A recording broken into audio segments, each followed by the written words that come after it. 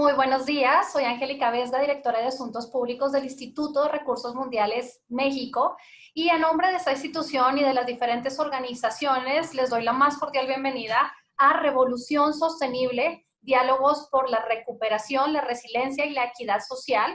Tenemos en Revolución Sostenible el objetivo de identificar de manera multiactor, en diálogos con diferentes sectores y actores, para identificar cuáles son esos temas prioritarios y posibles líneas de solución consensuadas a través de una oferta digital de diferentes paneles, conversatorios y temas y mesas sectoriales que permitan posicionar e impulsar un proceso de economías bajas en carbono, resilientes y equitativas. En su semana de bosques continuaremos con el conversatorio número 2, que son las alternativas de acción en las regiones rurales ante la crisis. Quiero agradecer el apoyo de nuestros organizadores aliados, del BID, de CAF, de CEPAL, de la Embajada Británica de México, de la Agencia de Cooperación Alemana GIZ, de ICM, del Climate Reality Project de América Latina, de la UAM, así como de WWF, que hacen posibles estas semanas y en particular también esta semana que hemos tenido de bosques para explorar la agenda rural desde la perspectiva de las comunidades y hoy desde la perspectiva de los diferentes actores, especialistas, organismos de cooperación internacional y por supuesto las autoridades. Quisiera informarles que en la parte superior derecha de sus pantallas van a ver unos botones y dentro de estos el icono de Q&A o preguntas y respuestas. A través de este botón podrán incluir aquí todos los comentarios que vayan surgiendo, las ideas que les vayan surgiendo a lo largo de este panel, así como las preguntas que puedan tener para los panelistas que nos acompañan el día de hoy. También quiero recordarles que queremos escucharlos, que queremos identificar las ideas que puedan tener en materia de recuperación en la agenda rural y por ello hemos dispuesto la aplicación Mural para recoger las diferentes iniciativas. Pueden ser prioridades, incentivos, soluciones, programas que consideren pertinentes en este proceso de recuperación.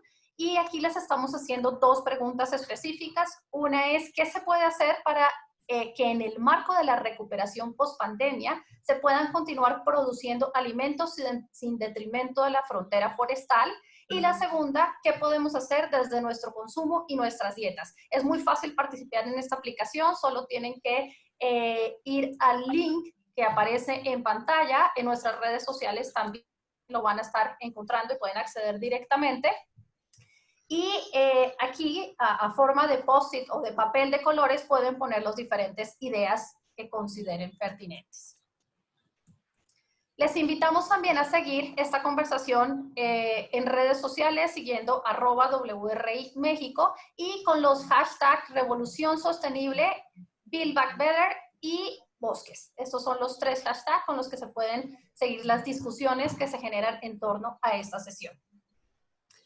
Les agradezco mucho a todas y a todos los que participan hoy como ponentes y antes de presentarlos le paso la palabra a Javier Werman, director de bosques de WRI México, para que pueda hacer la introducción de esta maravillosa sesión. Adelante, Javier.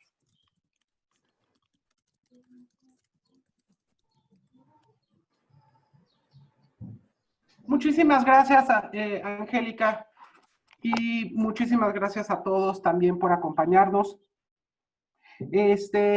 Rápidamente, a manera de introducción, les quiero comentar que este seminario, digamos, se basa también en los resultados que tuvimos en nuestra primera sesión el martes pasado, donde nos acompañaron compañeros de diversas organizaciones y comunidades del país, de Durango, de Oaxaca, del Estado de México, de Quintana Roo, en la que nos expresaron ellos algunas, de sus preocupaciones sobre lo que se está viviendo. En unos momentos, la doctora Leticia Merino nos hará un resumen de esta sesión y la idea es conocer cómo desde diferentes niveles, desde un nivel internacional, subnacional, nacional, nos puede haber estas respuestas o qué respuestas pueden dar diversas instituciones ante esto, ¿no? Sin más, les quiero dar la bienvenida y lo que quiero hacer ahorita es presentar a quienes nos van a acompañar en este panel. Primero que nada, tenemos, como mencionaba, a la doctora Leticia Merino, que es coordinadora del SUSMAI, del Seminario Universitario Sociedad, Medio Ambiente e Instituciones de la UNAM, y que ella nos ayudará con esta presentación, la moderación, y vamos a conocer las opiniones de la doctora Lina Paul, que es representante en México de la Organización de las Naciones Unidas para la Alimentación y la Agricultura, la FAO. También estará con nosotros el biólogo Alfredo Arellano, secretario de Medio Ambiente del Estado de Quintana Roo. Tenemos en este seminario también al doctor Arturo Argueta, subsecretario de Planeación y Política Ambiental de la Secretaría de Medio Ambiente y Recursos Naturales. Agradecemos la participación de Mariana Bellot, asesora regional para América Latina de la Iniciativa de Finanzas de Biodiversidad Biofin del PNUD. Y finalmente el doctor Héctor Robles Berlanga, director general de Logística y Alimentación de la Secretaría de Agricultura y Desarrollo Rural, la SADER.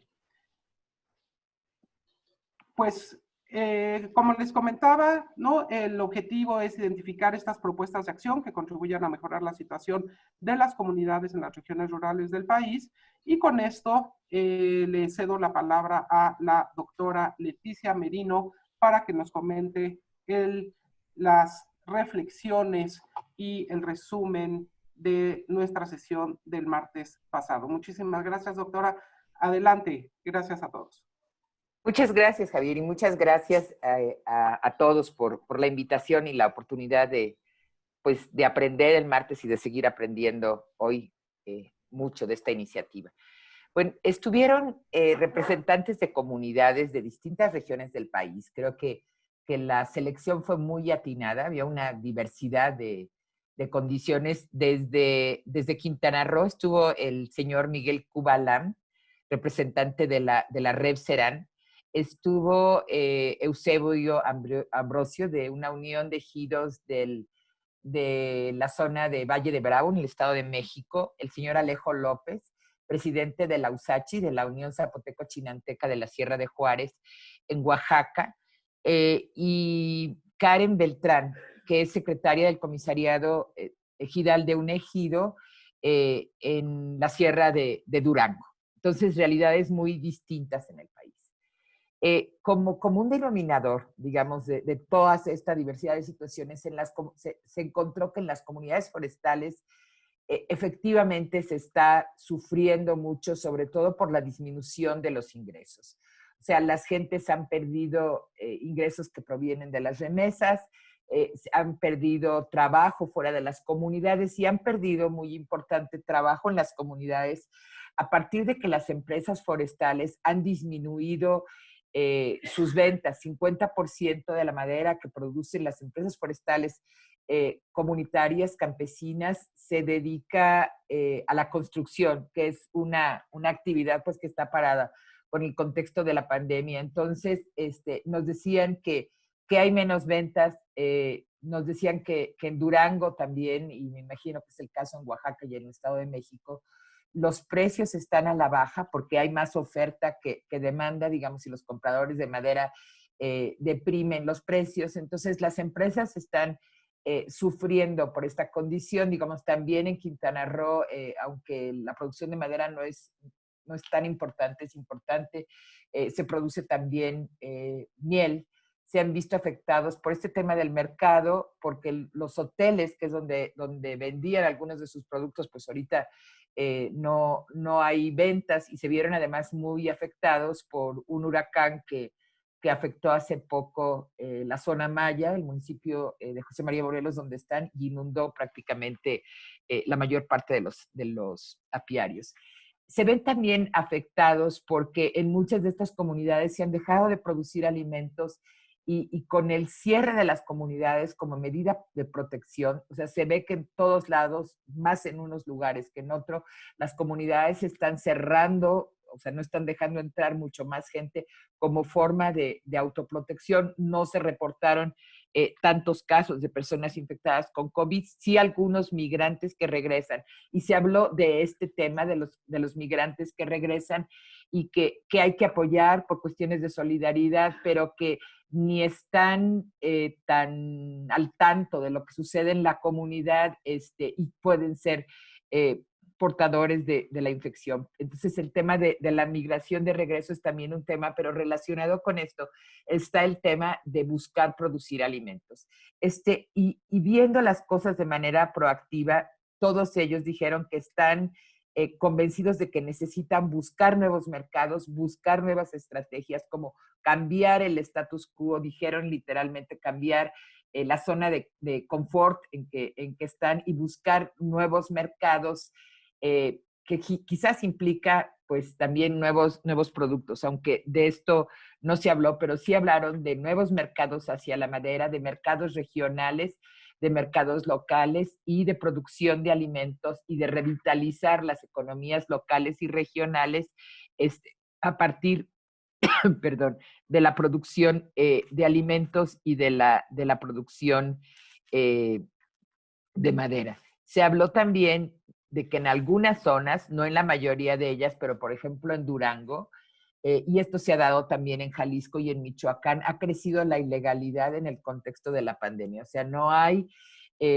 la misma vigilancia, ni Ejidal y Profepa no tiene prácticamente recursos. Entonces, la comisariada, la secretaria del comisariado de este ejido de Durango decía, bueno, la gente tiene que vivir de algo. Y sí en algunos casos ha aumentado lo que ellos llaman el robo de madera, que realmente lo es, que también deprime los precios de la madera a la baja y lo hace todavía más difícil. En algunas comunidades, particularmente en la USACHI, en las comunidades chinantecas, se habla de la comunidad de Comaltepec, que ha cerrado sus límites y no está dejando entrar gente. Digamos, este es un caso.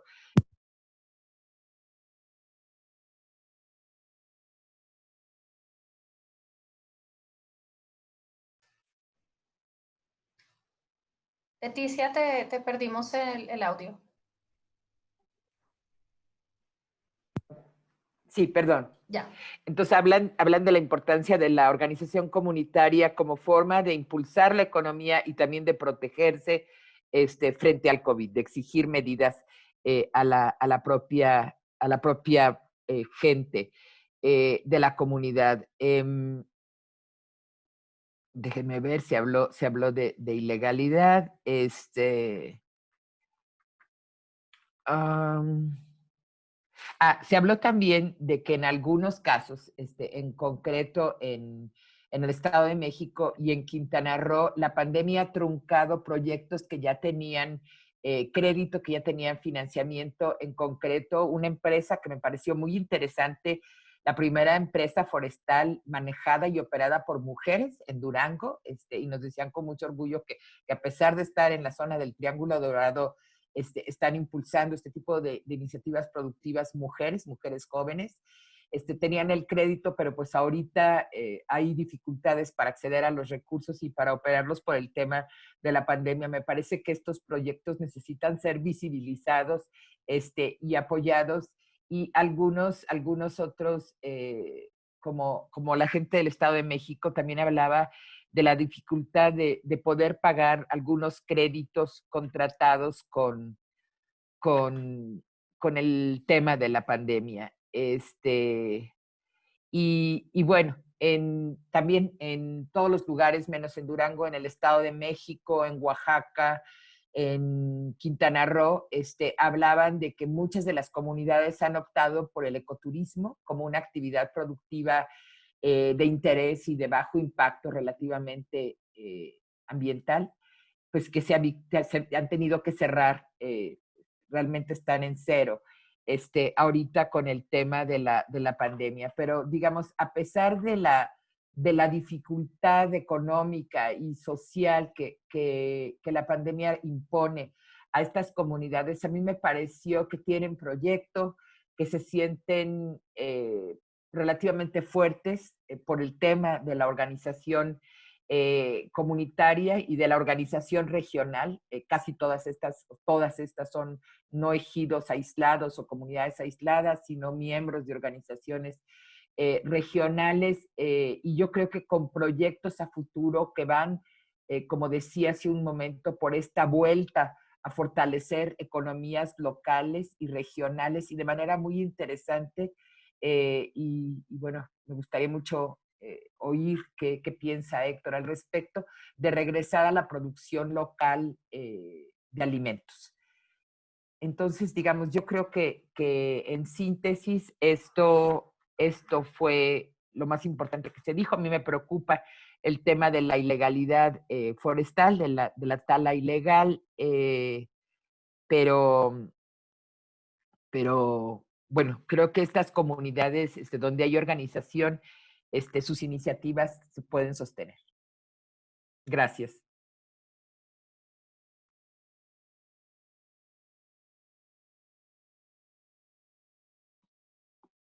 Muchísimas gracias, doctora Merino.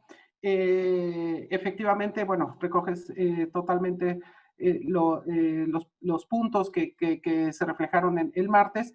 Y ahora pasaríamos a conocer del punto de vista de las diferentes instancias invitadas el día de hoy a cuáles son estas posibilidades de acción que las diferentes instituciones o las diferentes instancias se pueden reflejar, ¿no? La pregunta tal cual, ¿qué acciones pueden implementarse para mitigar estos impactos que se están viviendo en las comunidades rurales, en las comunidades forestales? Y siguiendo el orden que establecimos, le pediríamos, si no tiene inconveniente, a la doctora Lina Paul, representante de la FAO en México, que nos cuente de su experiencia, qué pasó en otros países, qué puede hacer la FAO ante este escenario planteado. Doctora, bienvenida y muchísimas gracias por acompañarnos. Al contrario, Javier, muchísimas gracias por la invitación.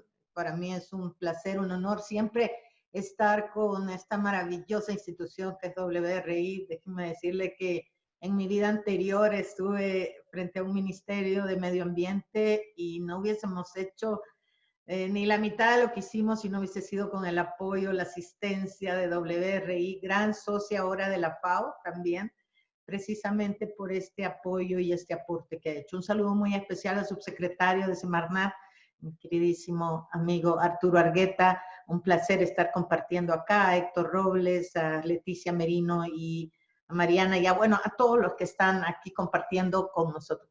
Yo creo que esto es un tema muy importante. Fue fantástico, fantástico el día de ayer. Fantástico porque uno dice, estos bosques, estos ecosistemas sobre los cuales están estas comunidades indígenas sobre todo, los ejidos y demás, son de crucial importancia. Y son de crucial importancia, sí, en términos ambientales, obviamente, por todo lo que esto genera, oxígeno, agua, ya sabemos, todos esos beneficios ambientales globales y locales, pero sobre todo es de crucial importancia porque en todas estas comunidades habitan más de 11 millones de personas, de los cuales el 90% viven en localidades altamente marginadas. Son las comunidades indígenas en este país las que controlan alrededor del 40% de los bosques y de las zonas de mayor biodiversidad del país. O sea, para FAO esto es un tema fundamental, de crucial importancia. Pero además es de crucial importancia en el sentido de que estas comunidades se robustecen precisamente por su nivel de organización, por su nivel de articulación. Es impresionante escucharla. Bueno, sí, el Estado está ahí, qué bien, ojalá que tengamos más políticas, mayor financiamiento, etcétera, pero nosotros estamos por nuestra cuenta, haciendo lo nuestro, aportando. O sea, esa extraordinaria capacidad de organización, ese enorme potencial para generar servicios ambientales para todos. que a veces no reconocemos. Son esas comunidades las que están por su cuenta, las que a veces están trabajando en momentos muy difíciles, que ahora la pandemia es un momento muy difícil. Como decía Leticia, muchas están aparejadas al tema de ecoturismo, etcétera. Ahora se ven mermadas, ahora se ven realmente, digamos, con problemas para su funcionamiento. Son además comunidades que son el primer frente de lucha para los incendios forestales. Es impresionante ver a estas comunidades que se dice, mira, recogen la leña, y uno dice sí, pero también son un elemento fundamental para evitar esos incendios, que es uno de los drivers más importantes de deforestación en nuestros países. Y con el cambio climático va a ser un driver de gran importancia, porque cada vez va a haber menos agua, cada vez vamos a tener mayores problemas en el tema de incendios forestales. Y todos estos conocimientos ancestrales que los combinan con innovaciones sobre el uso sostenible de una gran diversidad de especies, de plantas medicinales, por ejemplo, que nos proveen y nos dan ese servicio. Y yo creo que en plena pandemia del COVID-19, todavía tenemos que pensar además que son las comunidades que están asegurando que esos animales silvestres no tengan esa interacción con los espacios urbanos, que más bien los espacios urbanos están cada vez más acechando a esas comunidades, que es uno de los factores de riesgo involucrados en esta y otras pandemias que van a venir. Porque esta no va a ser la última. Van a haber otras pandemias similares, porque estamos atacando ese espacio natural, ese espacio fundamental. Entonces, México es realmente un ejemplo. Hemos visto en otros países cómo estas comunidades con aprovechamientos forestales, con agricultura, con ecoturismo, dentro de estas comunidades son, digamos, esenciales para su apoyo. Nosotros siempre decimos que Semarnat y la Comisión Nacional Forestal, CONAFOR, que han canalizado, y sobre todo en estos últimos 2 años, han canalizado inversión, asistencia técnica a las comunidades y ejidos forestales, a las comunidades que están alrededor de estos ecosistemas, que fortalecen esas capacidades de organización, técnicas de aprovechamiento sustentable, etcétera, son y tienen que seguir siendo apoyadas, fortalecidas. Debe haber un fortalecimiento porque el aporte de todas estas comunidades, como lo vimos en el día de ayer, francamente es extraordinario. Nos protegen, no solo protegen la biodiversidad, porque déjeme decirle que la biodiversidad se protege no de la gente, sino para la gente. Entonces, este esfuerzo lo hacen, pero también es importante que se fortalezca estas comunidades que están pasando por momentos difíciles, que la población cuente con liquidez para resolver sus necesidades urgentes, que se genere transferencias, apoyos, créditos a estas empresas comunitarias para asegurar su funcionamiento y para probar mecanismos innovadores, porque lo que son estas comunidades muchas veces son laboratorios de mecanismos innovadores que se pueden trasladar a otras experiencias y que para nosotros como FAO, como Organización de la Alimentación y la Agricultura, son fundamentales, porque ahí es donde se hace una agricultura donde se combina lo ancestral con lo innovador. Ahí es donde se hacen agriculturas resilientes, sustentables, basadas en la naturaleza. Ahí es donde realmente se generan las prácticas más novedosas, más plausibles de aplicar, y es en esos espacios donde realmente hay que fortalecer a esas entidades de gestión territorial, porque finalmente es donde reside la verdadera organización comunitaria, la solidaridad, las empresas que generan fuentes de ingreso y protección social para sus miembros. Entonces, yo creo que esto es una experiencia francamente extraordinaria, el aporte que hemos visto que hacen estas comunidades, su visión de organización, pero sobre todo su visión de decir, estamos aquí para proteger la biodiversidad, estamos aquí para protección social de las comunidades, pero sobre todo estamos aquí para hacer las cosas bien. Entonces,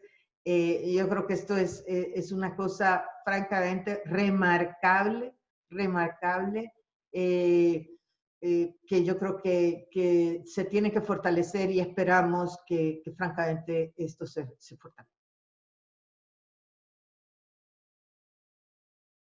Gracias.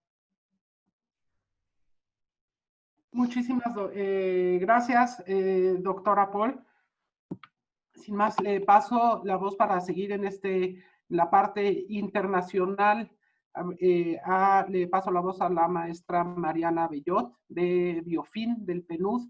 Nos cuente un poco desde esta parte que nos decía la doctora Paul, de esta innovación en materia financiera y relación con la biodiversidad. ¿Qué nos dice Mariana? Muchísimas gracias, Mariana. Adelante. No, gracias a todos por la invitación y un gusto compartir con ustedes el día de hoy.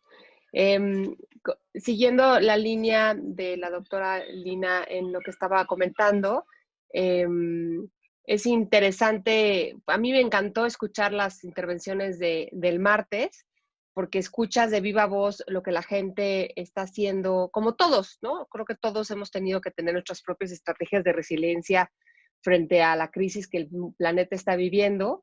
En parte, recordemos que la razón por la cual lo estamos viviendo es justamente por este deterioro entre hombre y naturaleza. Creo que eso, ayer escuchaba otro panel sobre financiamiento donde una persona decía, si alguna vez alguna persona del sector privado pregunta ¿por qué es importante considerar la biodiversidad en todos los sistemas productivos de consumo y financieros? Pues qué mejor que poner la enorme crisis económica que el mundo está viviendo el día de hoy, debido a justamente esta relación no sostenible entre la sociedad y la naturaleza. Yo represento la iniciativa Biofin, es una iniciativa que actualmente se implementa en 35 países, impulsada por el PNUD, y México es uno de ellos, y trabajamos para identificar justamente soluciones innovadoras de financiamiento para el uso y la conservación de la biodiversidad.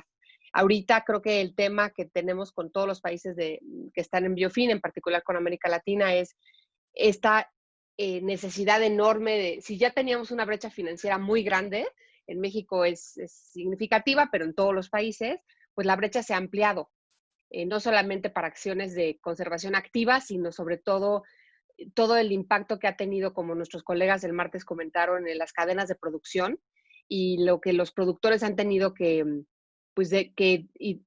idearse soluciones y estrategias para reducir este impacto.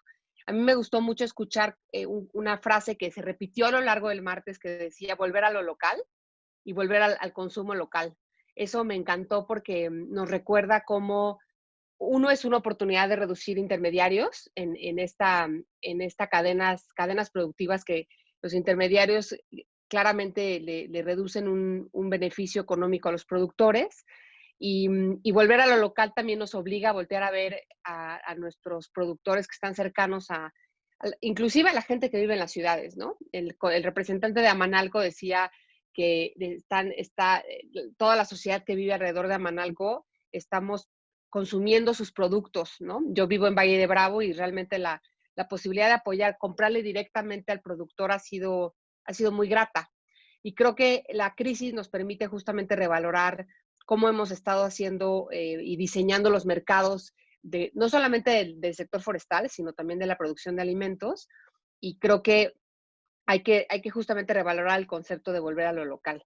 Otro elemento que me gustó mucho escuchar es la diversificación de los productos y del mercado, donde el colega de Quintana Roo decía, bueno, pues hay que justamente, esto nos está obligando a diversificar y volver a nuestra visión de parcelas diversas para poder ampliar nuestros mercados y no solamente depender de un producto y por lo tanto de una cadena de suministro y de comercialización. creo que una cosa que también está pasando en otros países de América Latina es que en el tema financiero en particular, donde evidentemente los apoyos de gobierno no necesariamente han sido muy grandes, quizás yo diría escasos, es asociarse con entes de sector privado, no necesariamente estoy pensando en los grandes comercios, sino en diferentes consumidores y plataformas que existen ahora virtuales, donde los productores pueden vender y distribuir directamente su producción para el consumo y para justamente, como yo decía, hacer llegar los productos de una manera más eficiente a los consumidores.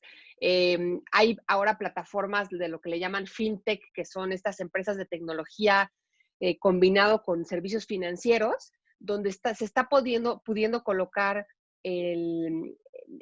a los consumidores, no solamente de productos forestales y de consumo de alimentos, sino a los consumidores de servicios, por ejemplo, financieros. En Filipinas, el equipo Biofin junto con WWF y una empresa que se llama Gcash, es una empresa de servicios financieros en línea, y se creó una plataforma que se llama Gcash for Trees, Gcash para bosques, donde los usuarios de esta plataforma, a través de sus operaciones financieras en línea, reducen emisiones de carbono, porque se reducen evidentemente desde que tomes tu coche para ir al banco, y eso se transforma en una aplicación donde la gente, a través del juego en esta aplicación, la empresa de tecnología levanta capital para sembrar árboles, ¿no? Eso fue específicamente para sembrar árboles, pero se nos ha abierto una dimensión muy grande de cómo a través de la tecnología virtual podemos acercar justamente a consumidores con productores y sobre todo lo que decía la doctora Leticia, las comunidades que están en el sector rural, a veces muy desconectadas de la población urbana, y a través de la tecnología sin duda es una oportunidad para acercar ambos mundos, ¿no? Y finalmente, para no tomar más tiempo, el tema de cómo buscar financiamiento para fortalecer el capital humano y económico de las empresas comunitarias.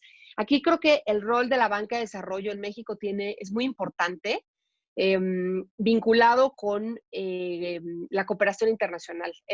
Hay este concepto que en inglés le llaman blended finance, en español son capitales mixtos, donde se combinan una inyección de capital de la banca de desarrollo con créditos de la banca internacional, como pueden ser el Banco Alemán de Desarrollo, el Banco Mundial, el BID, donde se están combinando cada vez más este tipo de herramientas para reducir la tasa de interés de aquellos productores que están elaborando y produciendo de manera sustentable. Y yo creo que México tiene mucha oportunidad de escalar los recursos para el campo, haciendo justamente esta mezcla de instrumentos financieros, no solamente ya con subsidios, que creo que esto tenemos que ya escalar y graduarnos un poco de pensar que el campo debe de seguir dependiendo de subsidios, sino empezar a introducir instrumentos financieros mezclando, ¿no? Inclusive un subsidio puede ser un ancla para atraer capital de crédito y otro tipo de instrumentos financieros, pero tener un concepto mucho más innovador y mixto de cómo queremos que el capital llegue a los bosques de México. No solamente, como decía, a través de subsidios, sino una mezcla de recursos. Y cierro, porque seguramente Alfredo seguirá en esta conversación, el papel tan importante que ahora juegan los gobiernos locales, los gobiernos estatales, donde no solamente la federación tiene un rol importante que jugar, sino también los estados, si no necesariamente con recursos directos, sí con este apalancamiento y este acompañamiento institucional directamente con los productores. Aquí me quedo y bueno, aquí seguiré. Gracias, Javier. Muchísimas gracias, Mariana. Y efectivamente, seguimos como decías, con Alfredo, para que nos comparta también desde el punto de vista de un gobierno subnacional, de un gobierno estatal, cuáles son estas opciones y cómo la ven desde el gobierno de un estado a estas soluciones. Adelante, Alfredo, y gracias por acompañarnos. Gracias, Javier. Buenos días a todas y a todos. Un gusto y el agradecimiento por la invitación.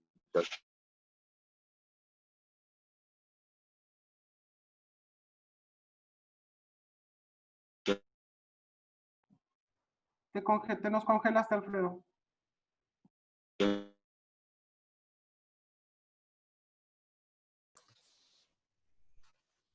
Alfredo, si quieres apagar tu cámara y puede ser que así funcione mejor el audio.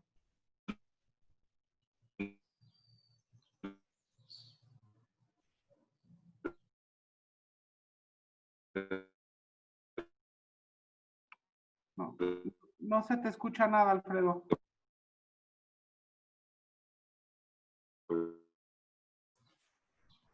Javier, creo que es posible que tampoco nos esté escuchando. Sí, perdimos su conexión. ¿Qué hacemos, Angélica? ¿Esperamos un minutito o paso la palabra a alguien más y después que se reúna? Sí, si quieres, continúa y cuando regrese, volvemos con él. ¿Te parece? Perfecto. Bueno, perdón por estas fallas técnicas, que no, la tecnología no es infalible. Y entonces le pediría al doctor Héctor Robles, director general en la SADER, si nos comparte desde el punto de vista de la SADER cuáles son estas soluciones que se pueden dar. Adelante. Gracias. Buenos días a todos. Javier, también un agradecimiento a la invitación a WRI, ¿no? Es muy interesante para nosotros participar en mesas que tienen que ver con el medio ambiente, ¿no? Porque es muy raro para un Ministerio de Agricultura, ¿no? En el caso mexicano, estar conviviendo y estar discutiendo y estar reflexionando con el área, ¿no? De bosques, ¿no? O los que llevan el medio ambiente. Esto no era muy común en la administración pública, ¿no? Y déjenme decirles que varias de las medidas que nosotros tomamos, no por la pandemia, sino que ya venían de antes, apuntan a lo que ustedes están planteando, ¿no? Primer elemento, ir al sector como centro de atención, fundamental.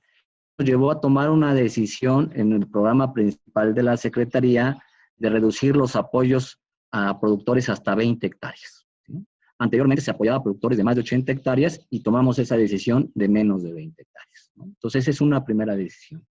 La segunda es que incorporamos, ¿sí?, a la población indígena al padrón, ¿no?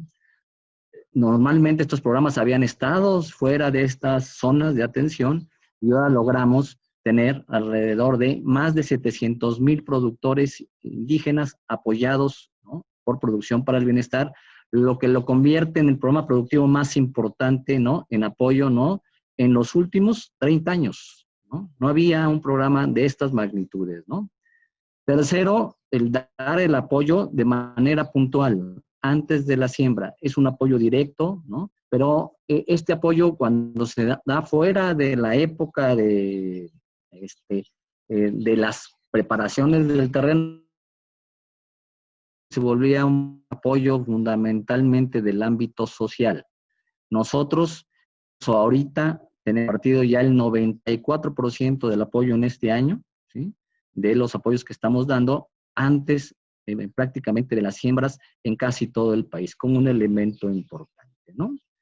Y el elemento que también hace el cambio que hemos estado señalando es un planteamiento de intervención, de acompañamiento técnico sobre la base de la agroecología, ¿sí?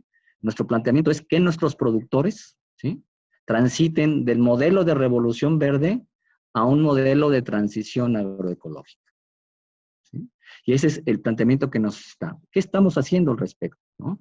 Como primer elemento, ¿sí?, los productores, ¿sí?, son sujetos sociales, son sujetos que tienen acciones propias. Tanto nosotros hablamos de extensionismo, sino hablamos de acompañamiento, ¿sí? Y es construcción de saberes, ¿sí?, con innovaciones tecnológicas. Y entonces estamos construyendo escuelas de campo. Tenemos actualmente 1,008 escuelas de campo en la parcela de un productor, no en un centro de investigación, no, sino en la parcela directa del productor, que nos permite de esa manera estar haciendo la replicación con un número mayor de productores y estar construyendo ahí. El segundo elemento es que nosotros decimos y vemos al suelo algo vivo. no como lo vio la Revolución Verde, algo inerte, ¿no? Al que viendo constantemente fertilizantes químicos y fertilizantes químicos, ¿no? Si nosotros estamos planteando como el elemento central es que al suelo hay que oxigenarlo, y entonces eso requiere una serie de prácticas que tiene que ver con bioles, con compostas, ¿no? Con lixiviados, ¿no? Es decir, recuperar la capacidad del suelo, porque si recuperamos la capacidad del suelo, genera una planta fuerte, ¿sí? Y si genera una planta fuerte, es resistente a plagas y enfermedades y por lo tanto requerimos usar menos químicos, ¿no? Entonces el planteamiento central incluso ahí es, no basta con que seamos autosuficientes en la producción de alimentos. Si el productor sigue dependiendo de la, ¿no? compra de insumos externos, ¿no? De fertilizantes, de agroquímicos, de semillas, etcétera. No, el productor tiene que volver a ser productor. El planteamiento que estamos es preciso se produzcan localmente la mayoría de los insumos que usa el productor. Por eso hacemos estas escuelas de campo donde estamos aplicando estas prácticas.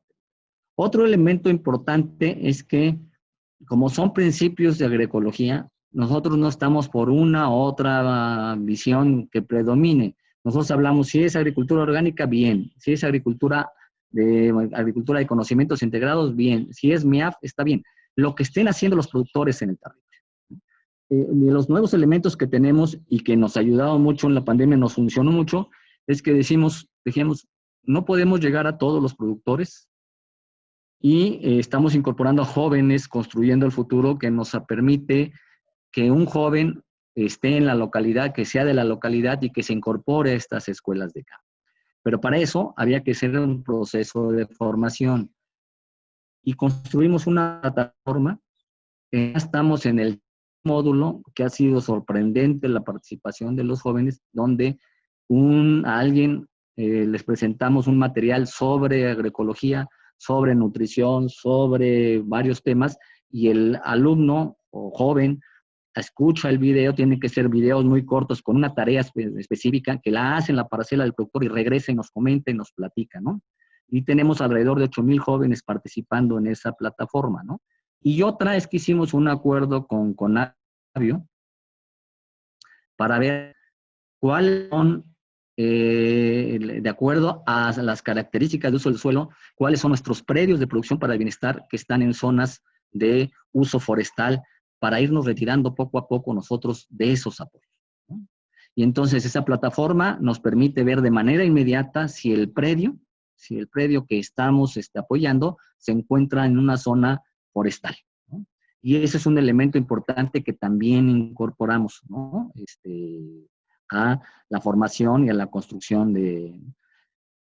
Nosotros sabemos que somos una institución de carácter agrícola, ¿no? Y entonces lo primero que apoyar los cultivos, ¿sí? Nosotros estamos concentrados en todo el trigo y arroz y milpa, y entonces metimos milpa, pero metimos amaranto también, metimos chía como cultivos sujetos de atención del programa, lo que no teníamos anteriormente, y eso es lo que hemos logrado, de considerar estos sistemas productivos, ¿no? Y segundo, buscar institucional, porque todas las instituciones tenemos pocos recursos, y como sumamos, tenemos con la SEP un esfuerzo de una plataforma a distancia que nos permite hacer y estar diseñando ya la primera carrera de agroecología a distancia, ¿no? Para todos nuestros técnicos, ¿sí? Donde incorporamos todos estos elementos. Segundo, estamos viendo que si digamos, salud tiene mayores conocimientos que nosotros en temas de salud, pues que sean los especialistas en salud los que nos diseñen el módulo de nutrición, ¿sí? O en el diversidad, un módulo de biodiversidad con respecto a, ¿no? Con Conavio.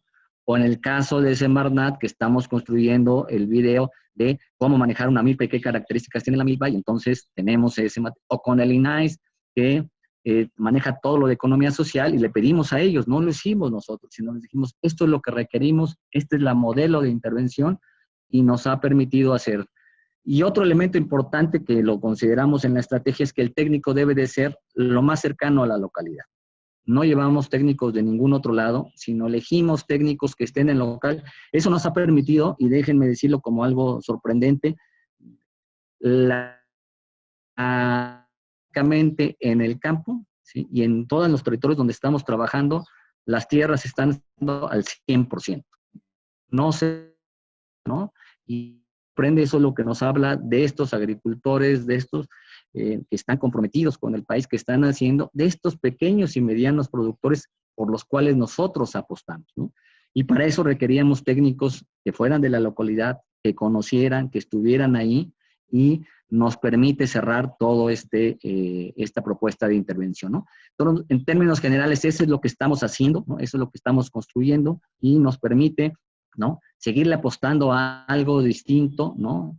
Y creemos que es importante, ¿no?, que esta nueva visión desde la Secretaría de Agricultura, ¿no?, que es muy raro y no es muy común, se vaya reforzando y se vaya fortaleciendo, ¿no?, con de las participaciones y la sociedad civil, con la cual también estamos construyendo en lo local acuerdos, ¿no?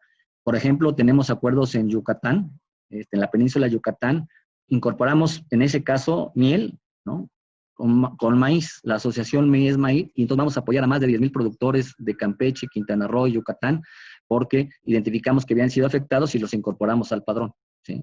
En la Sierra Tarahumara, 13,000 productores que incorporamos de esas zonas lejanas. Entonces, estamos haciendo estos esfuerzos, estamos haciendo con TNC, con algunos GEF, para poder hacer todos estos elementos, ¿no? Esa es un poco la propuesta que hemos estado trabajando, eso es lo que hemos estado planteando desde el ámbito de esta subsecretaría, ¿no?, de Alimentación y Competitividad, en la idea de construir un nuevo modelo de intervención sobre la base de la agroecología, ¿no? Muchas gracias. Muchísimas gracias, Héctor. Y pues como bien dices, el escuchar a una agencia también dedicada a la agricultura en estos temas es importantísimo, y es imposible ver el campo, el medio rural, si no lo vemos en conjunto con esta visión de paisaje, que es lo que yo creo también nos permitirá ver, digamos, darle esta viabilidad a futuro. Alfredo, veo que ya hay una conexión más estable. Aprovechamos y damos continuidad a tu presentación. Adelante, Alfredo, gracias. Gracias, perdón por las fallas tecnológicas. Estamos aquí de nuevo.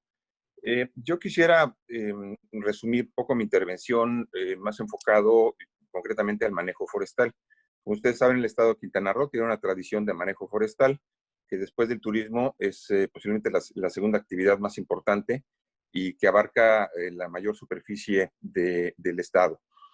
Y resumiría un poco el qué hacer en el corto, mediano y largo plazo, enfocado a 5 rubros principales que tienen que ver, primero, con el desempeño comunitario, que si bien hay muy buenos ejemplos de efectividad, una gran mayoría no tiene un desarrollo o un desempeño efectivo.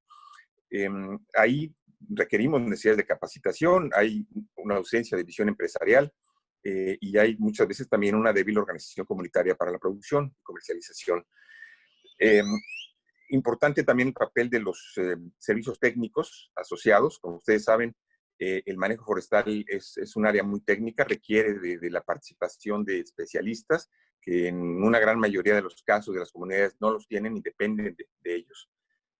Hay infraestructura marginal en las operaciones forestales. También es necesario incidir en la cadena de valor, que es desestructurada y poco incluyente.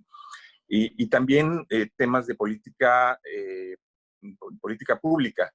¿Cómo hacemos más asertiva la política pública en torno a la producción forestal? Y por ello es necesario, o considero que es necesario, desarrollar una mayor capacidad empresarial en los ejidos y comunidades, y hay que revisar si las figuras morales son las adecuadas para ello. Y esto implica, pues, establecer los mecanismos de desarrollo comercial y de servicios, ¿no?, que deben tener estas cadenas. Se requiere mantener a los prestadores de servicios técnicos forestales con una visión integral y de seguimiento. Estos normalmente atienden muchas veces las oportunidades que ellos consideran y las llevan a los ejidos, y muchas veces cuando no hay el recurso ya no hay ese seguimiento y esa continuidad que deben de tener para el desarrollo forestal. Es importante ver la oportunidad o la posibilidad de regionalizar los servicios técnicos forestales, precisamente para poder evaluar las unidades de servicios diferenciadas y multidisciplinarias, no solamente en la producción forestal, sino en el desarrollo integral de las superficies en las que se están trabajando. También es importante revisar y apoyar la infraestructura marginal de las operaciones forestales. Es decir, hay que reforzar los caminos que llevan a sacar la madera, al acceso a las áreas de corta.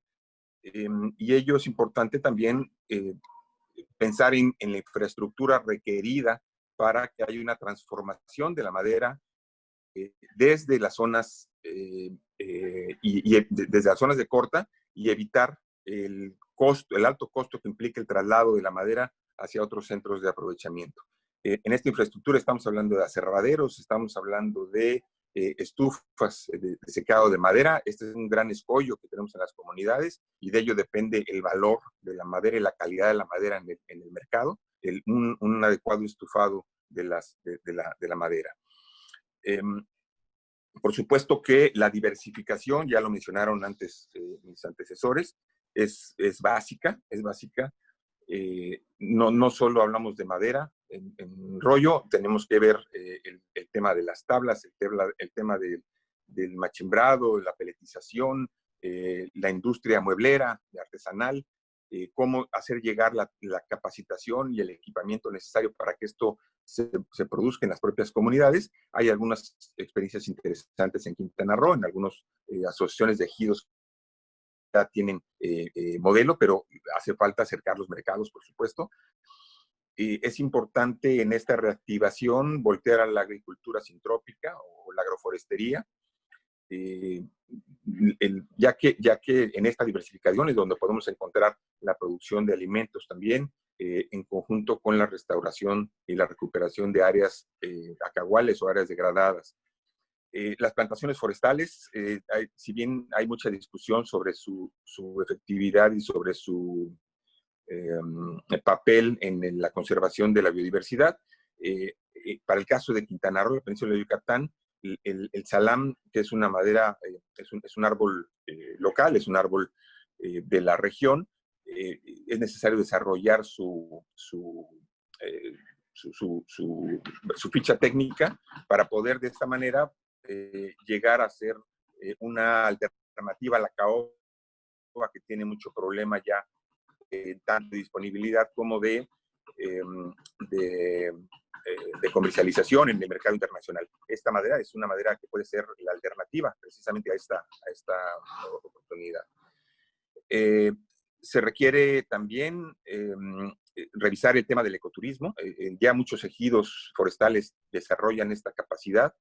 No obstante, bueno, es importante mencionar que no hay la capacidad para todos los ejidos, es decir, no hay mercado donde no se ofrezcan opciones diferentes de uno u de otro ejido.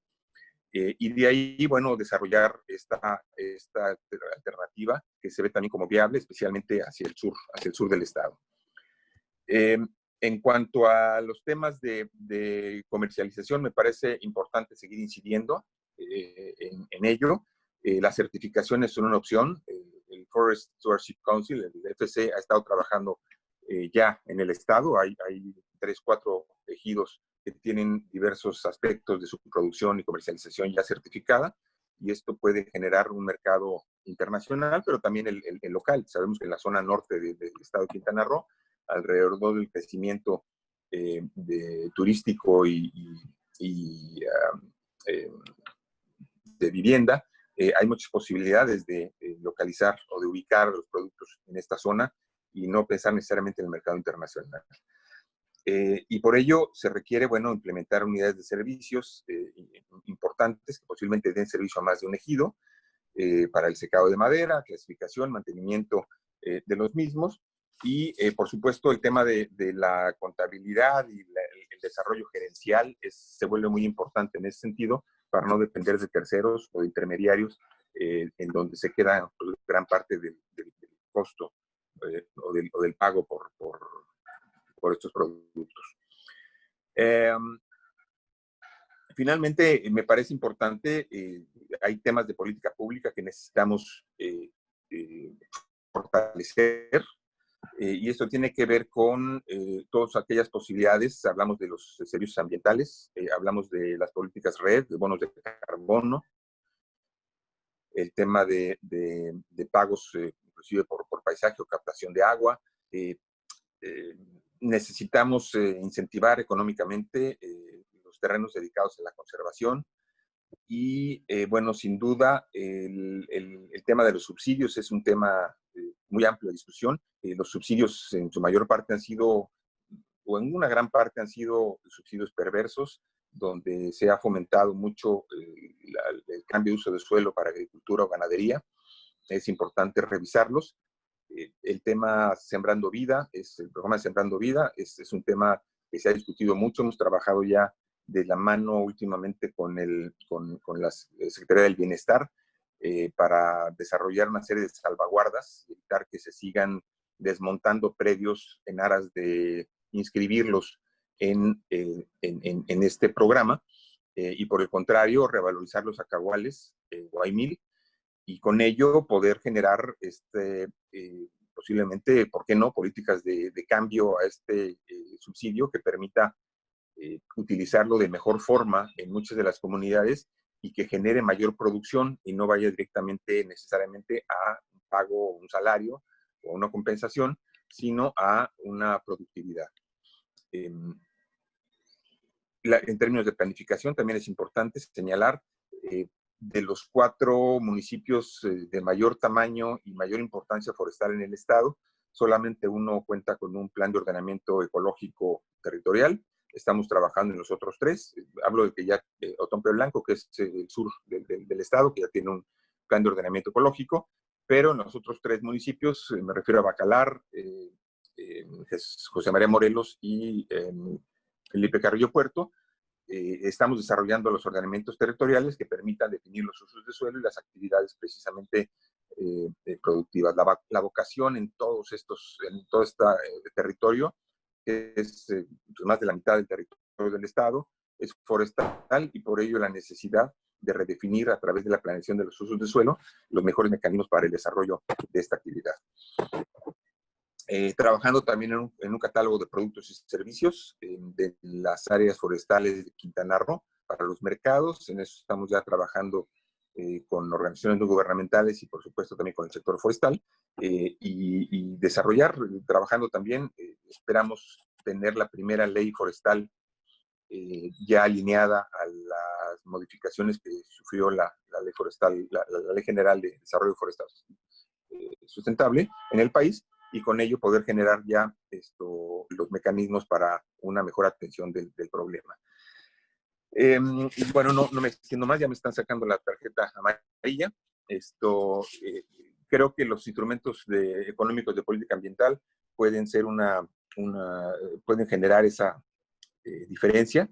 Yo insistiría en el Fondo Forestal mexicano, que necesitamos regionalizarlo. Quintana Roo es uno de los estados que más aporta al fondo a través de los cambios de uso de suelo forestal, por el desarrollo, sobre todo costero, que tiene y el crecimiento de población que tiene el estado.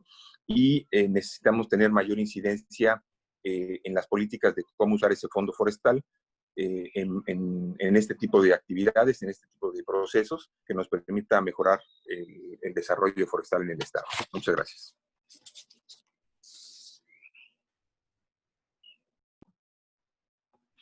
Muchísimas gracias, Alfredo. Un amplio menú de diferentes acciones que identificas en diferentes niveles. Y paso la palabra ahora al doctor Arturo Argueta, subsecretario de Semarnat. Muchísimas gracias, subsecretario, por acompañarnos. Adelante.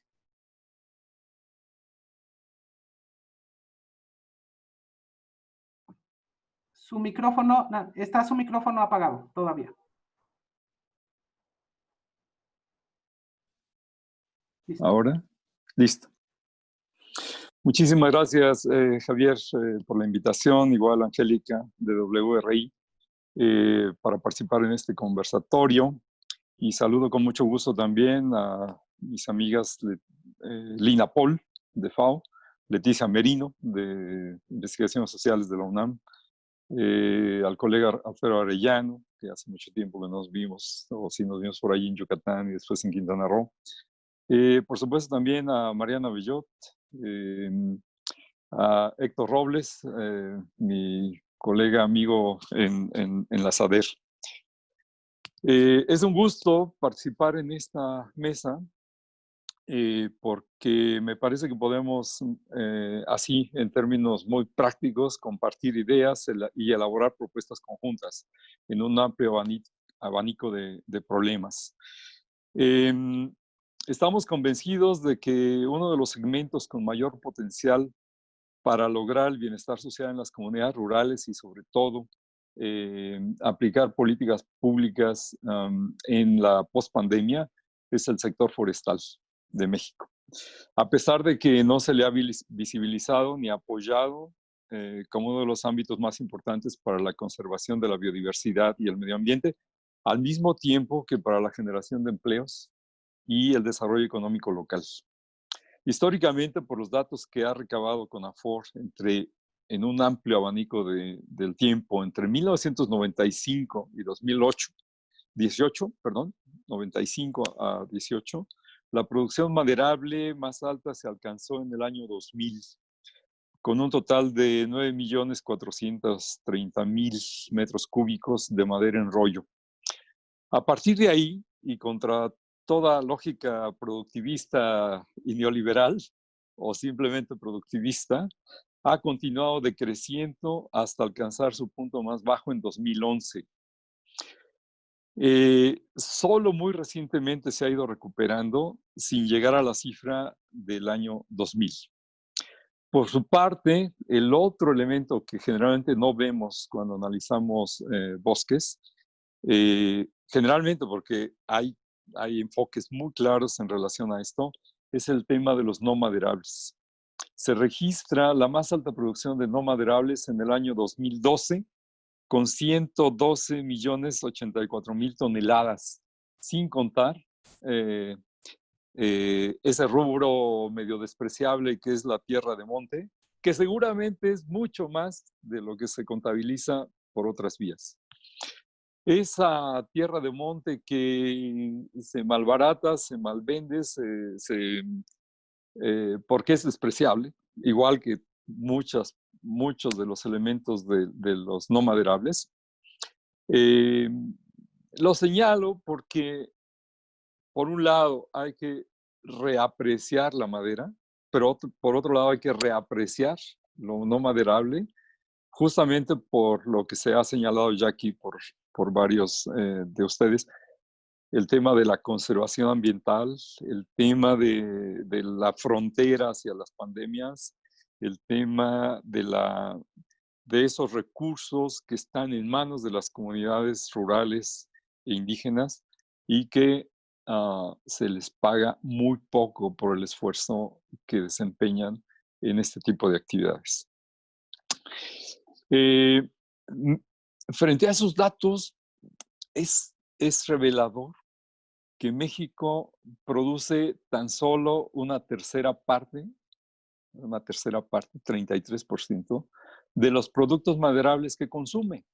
Es decir, la demanda total se satisface con maderas de importación. Absurdo para un país que tiene una riqueza forestal en hectáreas y en tamaño de bosque como la de México.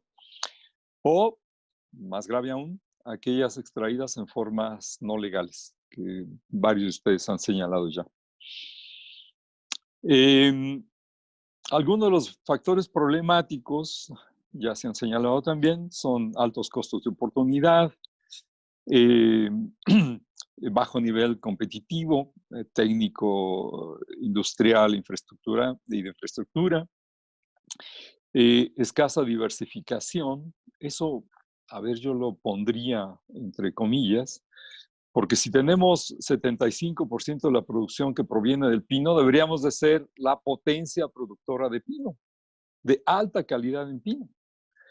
Pero es importante también señalar los aportes de las maderas tropicales, como lo señaló Alfredo, que permitirían una diversificación de otros tipos de productos, otros tipos de maderas, y no seguir sobre la misma tesitura antigua de la caoba como única madera tropical utilizable. Hay otros problemas menores o en algunas regiones muy graves, plagas, enfermedades forestales e incendios. Con respecto a esto último, el dato de este año es más optimista. Hemos tenido 65% menos de incendios que el año pasado y se han controlado en menor tiempo. ¿Por dónde comenzamos cuando llegamos hace casi un año y un mes a la Semarnat? Pues como siempre, como lo hemos hecho durante muchos años, que ustedes nos conocen, escuchando a la gente, platicando con la gente y escuchando a la gente a través de foros públicos para el proceso de planeación del programa sectorial de medio ambiente y para la elaboración del Plan Nacional Forestal. En todos los foros realizados, nacionales, regionales, locales, es palpable, como nos lo dijo hace un rato Leticia Merino, de la sesión del martes, es palpable la legítima preocupación de la población por la pérdida, degradación de los ecosistemas naturales del país, de sus bosques, al mismo tiempo que la necesidad de su recuperación productiva. Este punto es muy importante señalarlo, porque no se trata solamente de conservar bosques por conservarlos, sino, como dicen ellos, pues lo que queremos es que sirvan para promover nuestro desarrollo local. Para eso hicimos también una propuesta de transversalización de la política ambiental con otras secretarías, como bien lo dijo Héctor Robles hace un rato, con la SADER, con la Secretaría de Bienestar, con SEDATU para ordenamientos ambientales territoriales, con la Secretaría de Economía para la búsqueda de lo que vamos a ver más tarde, nuevos nichos de mercado. Así como una mayor interacción y sinergia de programas con otras entidades del sector ambiental, como en primer lugar CONAFOR, pero también la CONAM, que es un actor importante en el fortalecimiento de las masas forestales, de las áreas de las áreas naturales protegidas, la PROFEPA, la CONAGUA, el Instituto Nacional de Ecología y Cambio Climático, entre otros. Hemos priorizado en el rediseño institucional del sector una gestión territorial, una focalización territorial, que en lo local dé respuesta para evitar el cambio de uso de suelo en terrenos forestales, además de emprender procesos de restauración de las áreas degradadas a través de las direcciones de gestión forestal, la dirección de ordenamiento ambiental, la dirección del sector primario, la nueva dirección que está en muy amplia colaboración con la SADER, que es la de Agroecología y Patrimonio Cultural, y la de Impacto y Riesgo Ambiental, que durante mucho tiempo, la de GIRA, la famosa de GIRA, que durante mucho tiempo solo autorizaba manifestaciones de impacto ambiental sin revisar las letras chiquitas. Una entidad de enorme importancia en cuanto al tema forestal es la Procuraduría Agraria, con la cual también hemos tejido lazos de colaboración. En ese sentido que señalaba Héctor Robles hace un rato, ver quiénes tienen bosque y hacen cambios, sin solicitar cambio de uso de suelo, lo hacen porque sí. Y que la Procuraduría Agraria debe tomar cartas en el asunto, tanto como la PROFEPA. Ahí hay consultas permanentes, recíprocas, aprendizajes mutuos y trabajo conjunto. Además de este programa sectorial y el Programa Nacional Forestal, hicimos también un documento que queremos compartir, que es la Agenda de Transiciones Ambientales de la Cuarta Transformación, con la participación de todo el sector ambiental, en el que afirmamos que existe una estrecha correspondencia entre la crisis de salud a nivel mundial y los modelos de relación con la naturaleza y el medio ambiente, los cuales tenemos que cambiar. Las lecciones aprendidas en estos primeros meses del año en todo el planeta son más que suficientes para decirnos el camino que llevamos no nos va a conducir a mucho. Aunque estamos de acuerdo, como dijo Lina, no es la primera pandemia ni va a ser la última. Tengo un minuto. Entonces, hay diferentes actividades que estamos proponiendo. Integrar el manejo forestal comunitario al enfoque agroecológico y enfoque socioambiental de manejo de paisaje. Consolidar sistemas de gestión agroforestal biocultural en regiones piloto. Tenemos que tomarnos en serio el tema biocultural. Es decir, este país o los pueblos que viven en este país durante muchos años, muchísimos años, fueron forestales y hasta muy recientemente agrícolas. Cuando Mariana Bellot dice volver a las raíces o volver a lo básico, volver a lo local, estamos hablando de reapreciar el bosque al mismo tiempo que la agricultura. Revitalizar los espacios de participación de las organizaciones y comunidades forestales, revisar las normas que competen al tema forestal y revertir las sobreregulaciones, lo que dice Leticia Merino y Chapela, coordinar sin asfixiar, eso es fundamental, eso lo estamos haciendo ahora con estos asuntos. Continuar lo del pago por servicios ambientales, importantísimo, cubre 21 millones de hectáreas, una inversión de más de 4,000 millones de pesos. Proyectos ecoturísticos que no solo contribuyan a las comunidades forestales, sino a la salud. Incentivar las ADVCs, las áreas voluntariamente destinadas a la conservación. Recuperar los mercados forestales que ya se tenían, el uso de la madera en la vivienda social, que se tuvo mucho tiempo, el Infonavit, el Fobiste tenían eso, el Estado dejó de comprar madera producida legalmente y abatió muchas empresas forestales comunitarias. En fin, lo último, las comunidades forestales están llenas de hombres y mujeres jóvenes, menores de 25 años. Tenemos que apoyarlos. Muchos de ellos son emprendedores ya, otros tienen altos niveles de capacitación técnica media y técnica superior en tecnología de la madera, en secado, etcétera, etcétera. Tenemos que apoyar con recursos financieros estatales, federales, municipales, mixtos, como decía Mariana Bellot, compartidos, internacionales, nacionales. En fin, estos son algunos de los puntos. No quiero tomar más tiempo porque me cierran el micrófono. Muchísimas gracias. Al contrario, muchísimas gracias, doctor Argueta.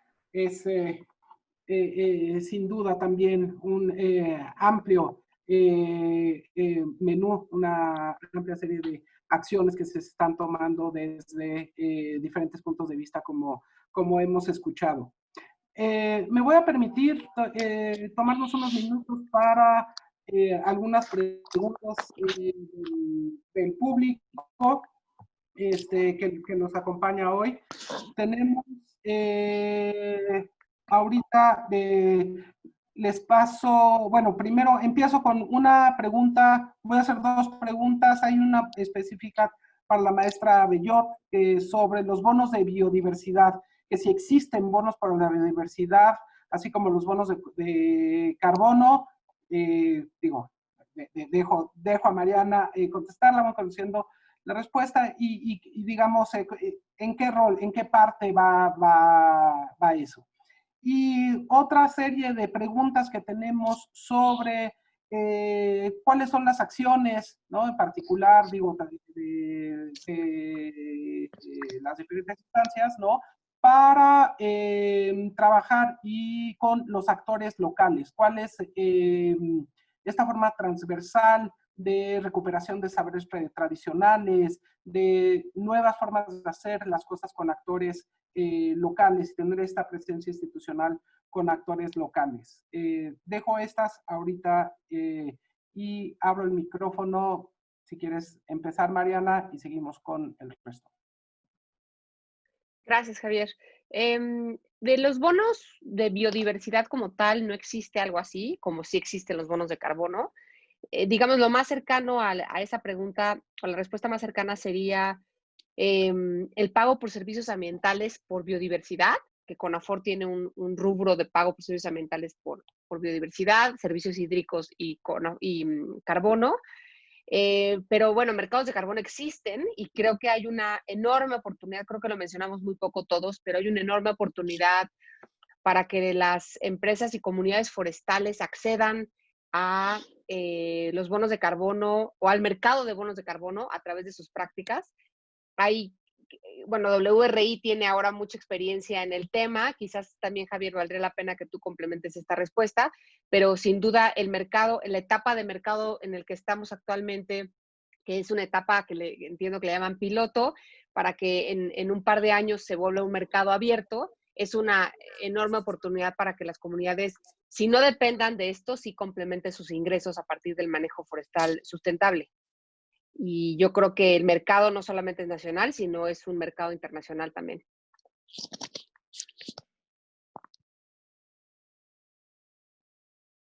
No te escuchamos, Javier. Gracias, Mariana. ¿Alguien que quiera hablar sobre esta acción con las actividades locales, esta institucionalidad en lo local? De cierta manera, la pregunta estaba medianamente dirigida a Héctor. No sé si quieras tomar esta pregunta, un par de minutitos. Bueno, la estrategia de acompañamiento técnico tiene 3 ejes. Un eje es el de la agroecología, ¿no? El otro eje es el de articulación y el tercero es de organización, ¿no?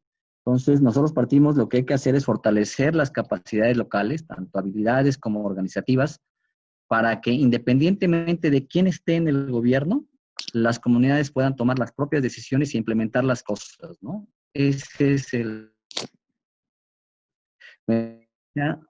Hemos señalado claramente que nuestros pasos por los gobiernos son temporales y que entonces toda la apuesta debe de ser a fortalecer desde lo local, ¿no? Entonces, mucho por eso estamos formando estos jóvenes, estas escuelas de campo, que hagan sus biofábricas, que hagan todos estos procesos en lo local, que era eso, Javier, ¿no? Ok, perdón por la interrupción. Pequeño susto, nada más. Perfecto, gracias, Héctor. Adelante, Arturo. Muchas gracias, Javier. En el país hay una buena cantidad de producción escrita.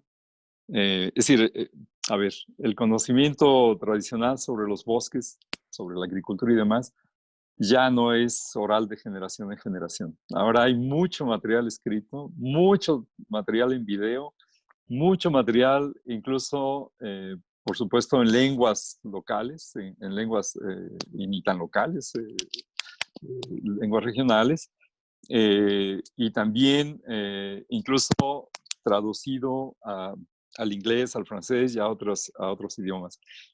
Hay muchos materiales también que se circulan y se publican en suplementos dominicales en diferentes regiones del país. Están las radios comunitarias a lo largo de todo el país. En fin, un tema que digamos que quizás no hemos sistematizado suficiente es toda esa y quizás sea imposible, ¿no? Esa profusión de materiales sobre conocimientos, prácticas tradicionales sobre bosques, agricultura y demás, está vivísima y cada vez más fuerte. del lado de la reafirmación étnica, del lado de la reafirmación cultural, el fortalecimiento de los idiomas.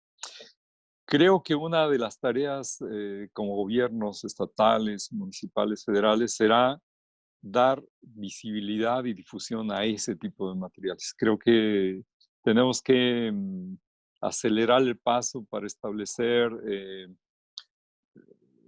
portales, páginas que permitan esa interacción entre norte, sur, este, oeste del país con ese tipo de productos, como lo están haciendo en SADER y como lo estamos haciendo también en Semarnat, para crear puntos de contacto. Más que redes, no nos toca crear las redes, incentivarlas sí, fortalecerlas sí, pero sobre todo lograr puntos de contacto entre diferentes perspectivas regionales. Y yo decía hace un rato, tomarnos en serio el asunto biocultural. Es decir, hay, por ejemplo, desde hace varios años un esfuerzo de establecer reservas, paisajes bioculturales. En Yucatán, en Jalisco, está ahora el corredor, está en plan el corredor de la biocultural del occidente, que incluye 10 estados, ¿no? Tanto el corredor norte entre Nayarit y San Luis Potosí, como toda la parte pacífica, Michoacán, Colima, Guanajuato, Querétaro, Jalisco, etc. ¿Qué significa eso?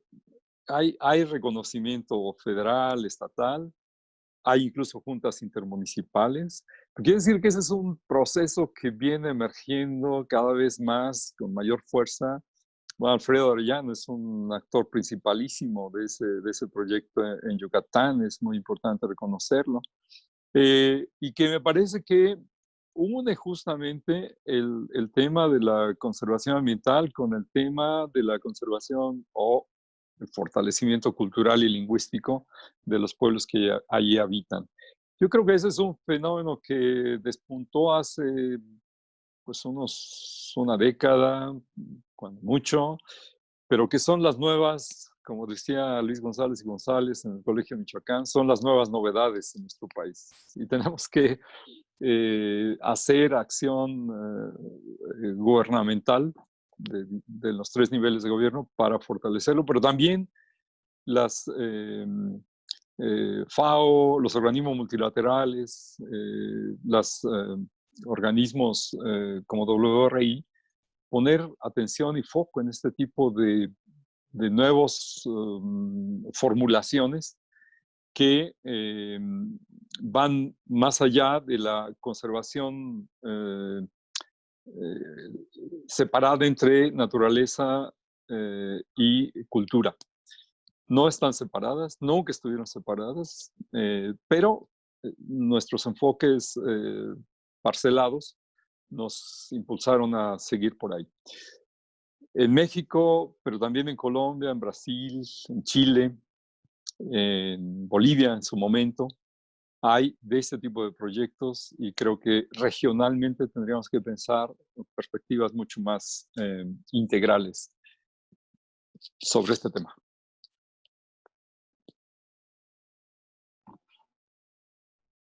Muy bien, muchísimas gracias, subsecretario Argueta. Efectivamente coincidimos. Ya tenemos el tiempo encima, no me da tiempo de agarrar más preguntas. Le pediría a la doctora Merino si nos hace algunas reflexiones de cierre, qué es lo que recoge, también algunos temas después, y un par de minutitos también mensaje y algunas palabras. Adriana Lobo, la directora de WRI México. Leti. Muchas gracias, Javier. Pues a mí me da mucho gusto oír las distintas intervenciones. Resalto particularmente la de Héctor y la de Arturo. Se habla de innovaciones, aunque son temas que ellos, junto con organizaciones locales, vienen trabajando desde hace desde hace muchos años y que ahora son gobierno. Entonces, creo que hay, en términos de intervenciones públicas, de políticas públicas y de intervenciones sociales, necesidad y presencia de mucha innovación.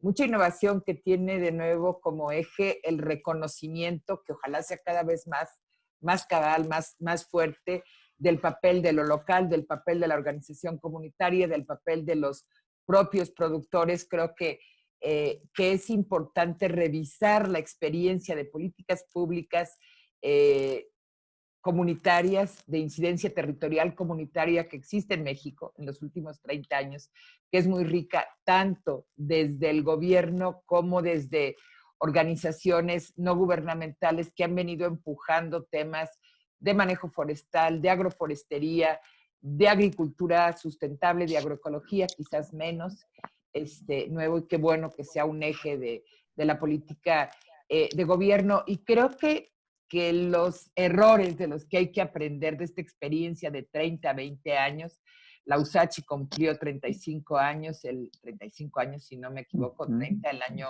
el año pasado, es el tratar de suplantar la organización local por programas de gobierno, y este equilibrio es muy frágil, ha sido fuente de errores y de fracasos de muchos programas, pero creo que hay un reconocimiento cada vez más fuerte de la importancia de la organización comunitaria autónoma y de la cogestión y de la innovación, de la necesidad de apoyo en la gestión territorial autónoma también, como forma de conservación en el país. Creo que recuperar, analizar las experiencias de programas como PCA, pero también como Coindio, que favoreció el modelo de conservación en el sentido que lo marca Arturo, del corredor biológico mesoamericano, que también tiene ahí temas importantes en conservación de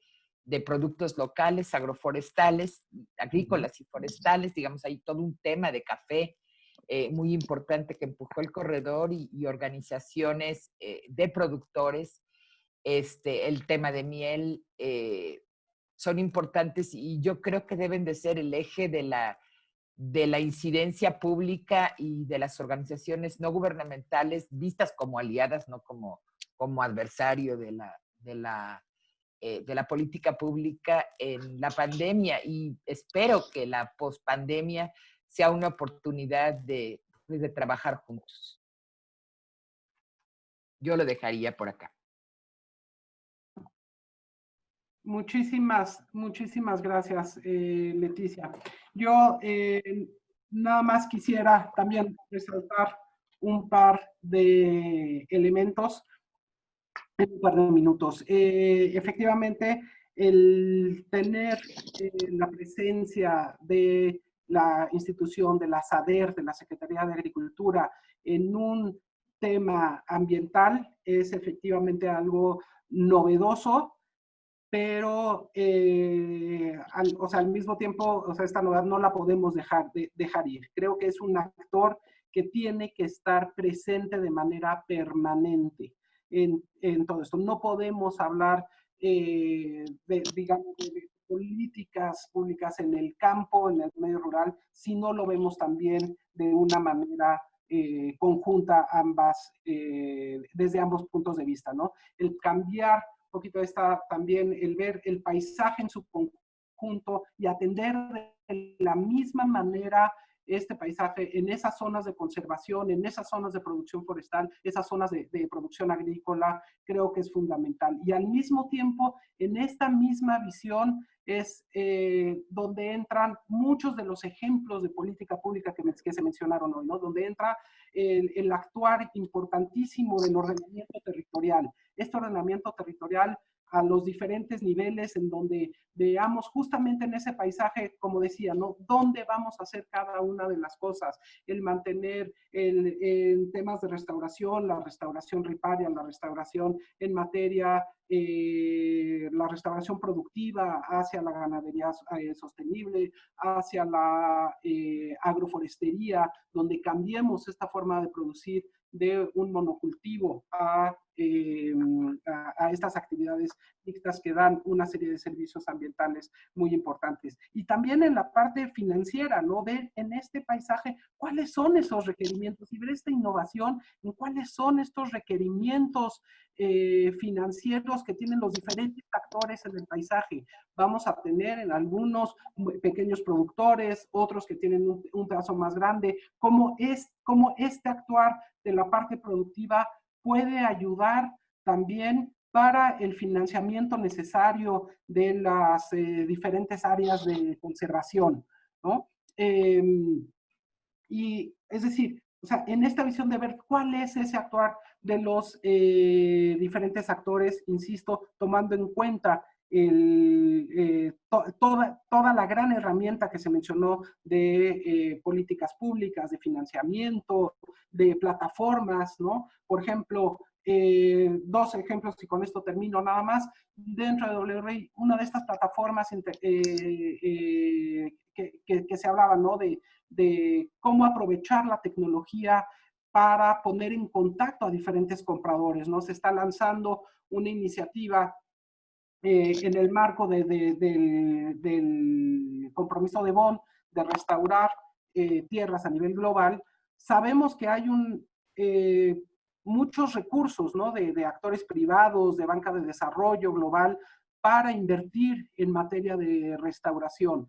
¿Cómo ponemos en contacto estos recursos que están buscando proyectos para ser financiados con los proyectos que tenemos en el país para esta restauración productiva, que va desde, insisto, desde plantaciones, desde actividades de ganadería sustentable, en esta amplia visión de restauración en la que son, digo, veámoslo como todas estas acciones que van en sentido contrario a la degradación y donde entran muchísimas actividades productivas, ¿no? Esta plataforma que estaba mencionando, perdón, ya no mencioné el nombre, que se llama Terra Match, que apenas estaríamos lanzando, justamente la idea es inscribir estos proyectos de diferentes tamaños que tenemos en México para que sea, para tenerlo en una plataforma global que invite y que busque esta inversión de diferentes tipos, ¿no? Esta inversión que va desde recursos a la manera de grants, recursos gratuitos, hasta inversión que buscan algunas tasas de retorno en esta inversión de impacto, ¿no? Estos inversionistas de impacto que buscan tener un pequeño retorno o el mantenimiento por lo menos de su inversión. Y por último, lo mencionaba también Mariana, el actuar de las comunidades también en los mercados, ¿no? Y en este programa que mencionaba Mariana, tenemos un programa con USAID en el que estamos de socios también con Pronatura, en lo que estamos haciendo justamente es promover con las comunidades, darle las capacidades a las comunidades para que manejen todo el desarrollo de los bonos de carbono, desde la medición, o sea, qué es lo que tienen que hacer para ir a medir sus bosques, saber cuál es esa capacidad que existe en sus territorios para tener esos bonos de carbono y ellos mismos sean quienes lo presenten al mercado. En este momento, ¿no? Se está trabajando en mercado voluntario. El comprador principal es una empresa del ramo de hidrocarburos, ¿no? Pero justamente, y la demanda que hemos visto por parte de las comunidades para inscribirse, para ser parte de este proyecto es enorme. De hecho, ahorita está, digamos, de alguna manera saturado y buscaríamos posibilidades de ampliarlo, ¿no? Este sería las conclusiones y un par de mensajes que yo daría por mi parte. Ya tenemos un poquito el tiempo encima. Le dejo la palabra a Adriana Lobo para que en unas palabras de cierre, no sin antes volver a agradecerle a todos y cada uno de ustedes su participación. Adri, muchísimas gracias. Adelante. Bueno, pues muchísimas gracias a todos. Aquí estuve apagadita, pero escuchándolos con mucha atención y aprendiendo mucho. Son tiempos de mucha reflexión para todos nosotros, tiempos en que nos colocan ante una urgencia todavía mayor. No es el tema que yo profesionalmente he abarcado más, entonces la posibilidad de aprender de cada uno de ustedes y de Javier en particular, que nos está apoyando ya hace 3 años en estructurar el área en que WRI pueda tener una acción positiva en ese campo. Es muy importante. Te agradezco mucho, Javier. Agradezco mucho a todos ustedes. Las 2 reflexiones muy cortas para cerrar es que en todo ese periodo mucho de lo que vengo pensando es el tema de la interdependencia. Yo creo que cada vez vemos más cómo los sistemas tienen interdependencia, algo que en el sistema natural es tan claro. Creo que se viene haciendo evidente para cada uno de nosotros de manera muy fuerte, y cómo solo a través de la colaboración vamos a poder salir de una crisis tan profunda, dicha como la crisis más profunda de la que tenemos noción en datos desde principios del siglo pasado.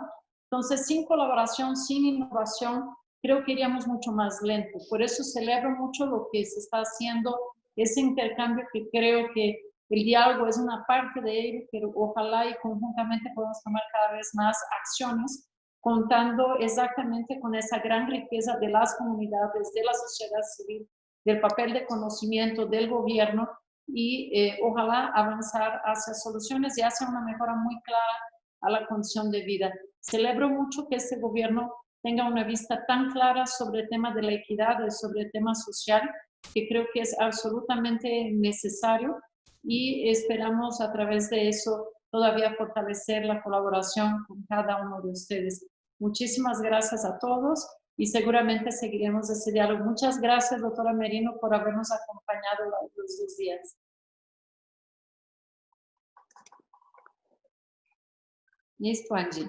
Muchas gracias, Adriana, por tu mensaje. Muchas gracias, Leticia, Mariana, Lina, Héctor, Arturo, Alfredo, por sus importantes aportes en esta mesa de discusión.